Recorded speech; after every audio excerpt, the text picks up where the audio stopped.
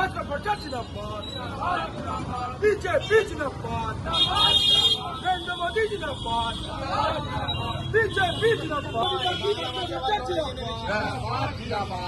ঠিক আছে আমরা আছি একদম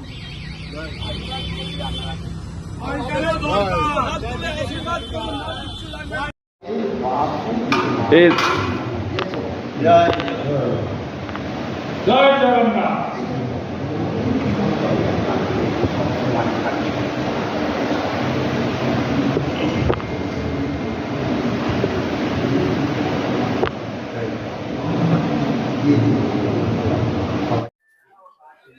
দাদা পুজো দিয়ে প্রচার শুরু করলে নাকি কি বলবেন?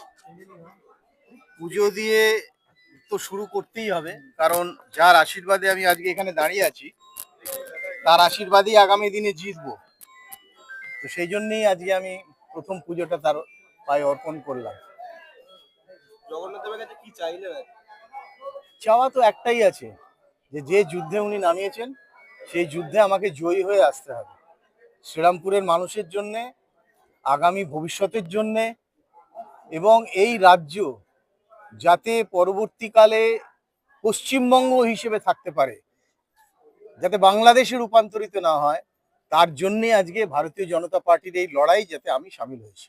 কালকে তৃণমূলের প্রার্থী জগন্নাথ মন্দির এসেছিলেন এবং তিনি এখানে বলে গেছেন যে বিজেপি ক্ষমতায় এলে নাকি জগন্নাথ মন্দিরে ঢুকতে পারবেন না। কি বলবেন? এটা উনি কি বেসিসে বলেছেন, কি হিসেবে বলেছেন আমি তো জানি না। কারণ কি হিন্দু সম্পর্কে হয়তো ওনার কোনো আইডিয়া নেই, বা জগন্নাথ মন্দির সম্পর্কে ওনার কোনো ধ্যান ধারণা নেই, কারণ উনি শ্রীরামপুরের ভূমিপুত্র নন। এবার বাইরে থেকে এসে উনি যদি কিছু বলে যান, মানুষ শুনবে, এবার মানুষ বিচার করবে, এর বাইরে তো আমার কিছু বলার নেই। এটাই যদি মানুষ অপমানিত বোধ করে, আমি তো নিজে অপমানিত বোধ করছি এই কথাতে, তো মানুষ যদি অপমানিত বোধ করে আগামী দিনে মানুষের উত্তর দেবে।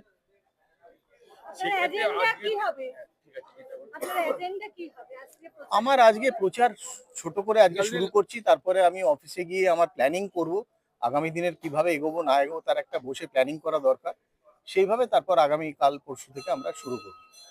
মেন কি হবে, কি নিয়ে বিরোধীদের পক্ষে নিয়ে বলবেন, যারা শাসক দল দাঁড়িয়েছে তাদের? প্রথম কথাই হচ্ছে দুর্নীতি। যারা শাসক দলের হয়ে এসেছেন আমি তাদের শুভেচ্ছা জানিয়েই বলছি যে তারা কিন্তু শাসক দলের দুর্নীতির চাদরটা গায়ে দিয়ে এসছে, তারা শাসক দলের দুর্নীতিকে সমর্থন করে এসেছে মানুষের কাছে, আর আমরা এই দুর্নীতিকে মুক্ত করার জন্য, দুর্নীতি মুক্ত সমাজ গড়ার জন্য, দুর্নীতি মুক্ত সরকার গড়ার জন্য এসেছি। মানুষের কাছে আমরা এসেছি, মানুষের বিচার করব। এসআইআর নিয়ে শাসক দল বলছে বিজেপির জন্যই এত লোকের নাম বাদ গেছে, এখনো নতুন ভাবে যে তালিকা তার আজকে প্রকাশ হওয়ার কথা, সেক্ষেত্রে কি বলবেন? তাদের তো মশা কামড়ালেই তারা কোর্টে চলে যান, তো আমার তাদের কাছে অনুরোধ রইল যে যদি বিজেপি নাম বাদ দিয়ে থাকে তাহলে তারা কোর্টে যান, কোর্টে গিয়ে ব্যবস্থা নিন, কি ব্যাপার না ব্যাপার। হাইকোর্টে অনেকবার এবং সুপ্রিম কোর্টে অনেকবার ওরা আইনের থাপ্পড় খেয়েছেন, আবার হয়তো খাবেন।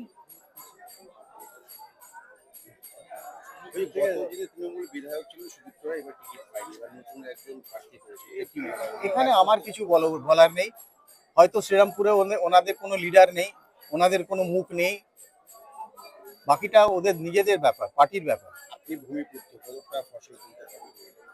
আমি জিতছি এবারে, কতটা বলে কিছু নেই, শ্রীরামপুরের মানুষ জানিয়ে দিয়েছে যে শ্রীরামপুরে বিজেপি জিতবে, সারা পশ্চিমবঙ্গে বিজেপি জিতবে, তো তার সঙ্গে আমরা তো সামিল হচ্ছি, আর দ্বিতীয় কোনো উত্তর নেই, কোনো প্রশ্ন নেই।